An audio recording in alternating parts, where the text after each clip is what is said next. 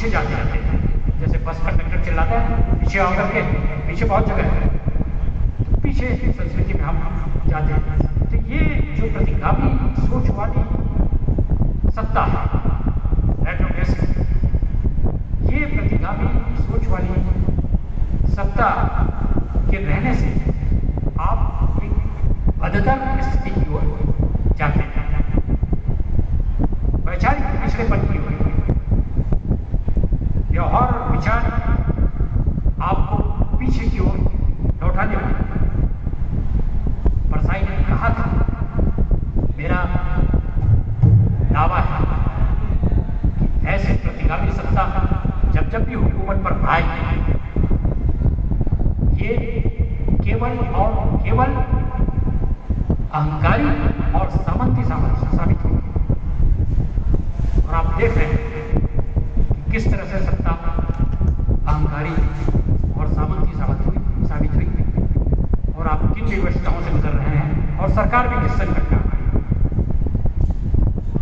तो ये परसाई है, और मैं अपनी बात को जल्दी इसलिए खत्म कर देता हूँ ताकि थोड़ा सा अपने मित्र मुख्य अतिथि कैलाश जी को घड़ी देख कर सुनता जाऊँ।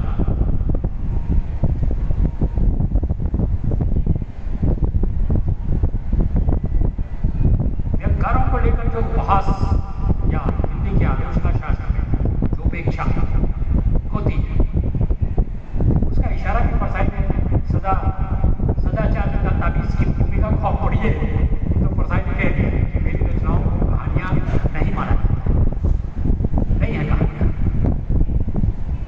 और व्यंग इसलिए नहीं माना जाता क्योंकि आलोचक जो है व्यंग को विधा नहीं मानते, इसको गैर फिल्मी गीत मानते हैं। बाकी लोग जो लिख रहे हैं वो फिल्मी जो चूंकि वो विधा नहीं मानते, इसलिए इस पर आज चर्चा करना जरूरी है। जबकि मैं कहता हूँ कि व्यंग की जो श्रेष्ठतम कृति आती है, जो लोग भी श्रेष्ठ दिख रहे हैं, कुंदन सिंह परिहार श्रेष्ठ विजय कृष्ण ठाकुर थे, यहाँ बढ़िया लिख रहे थे, क्या शंकर दादा सब बढ़िया लिख रहे थे, कितने लोग लिख रहे थे, नदीम भोंगी ने बहुत शानदार लिखा, शरद जोशी तो थे ही। तो आप इन सब लेखकों को खारिज कर दें इसलिए क्योंकि व्यंग हमारी आलोचना के एजेंडे में इसलिए नहीं है क्योंकि व्यंग को विधा नहीं होता, जबकि आलोचना के लिए किसी रचना का विधा होना जरूरी नहीं है।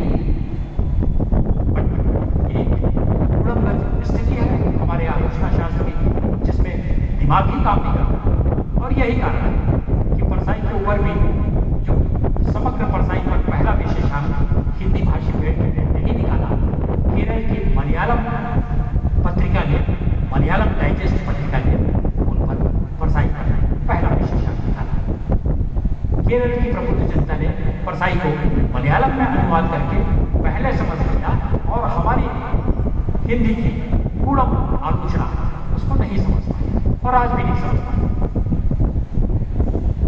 तो ये स्थिति, जबकि मैं कहता हूँ कि परसाई की जो समृद्ध परंपरा, परसाई जैसे बहुत थी सैकड़ों परसाई के समकालीन भी हुए, आप कितनों को याद करते हैं, लेकिन आप परसाई को याद करते हैं।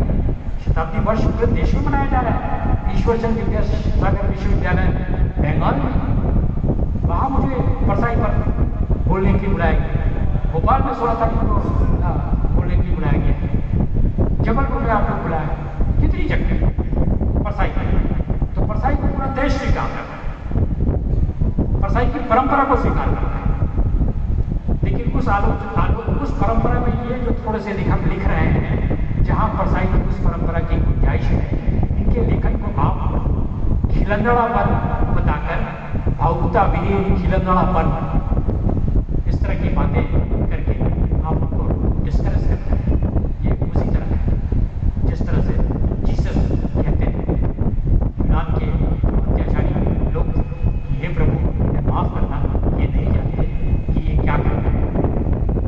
वो स्थिति इन आलोचकों उन्हें नहीं मालूम कि वो परसाई की परंपरा के खिलाफ पड़ गए और परसाई की परंपरा को अनजाने में ध्वस्त करने चले गए। जो लोग भी थोड़ा बहुत लिख रहे हैं उनको भी अगर आप उत्साहित नहीं करें मैं अंतिम बात ये कहता हूँ कि जिस तरह शेक्सपियर को लेकर अंग्रेज अपनी छाती फुलाता है और कहता है कि दुनिया की कोई भाषा दूसरा शेक्सपियर पैदा नहीं कर सकती, मैं भी कहता हूँ कि भारतवर्ष की समस्त भाषाएं दूसरा परसाई पैदा नहीं कर सकती और आगे भी कब करेंगी कुछ नहीं कहा जा सकता। धन्यवाद।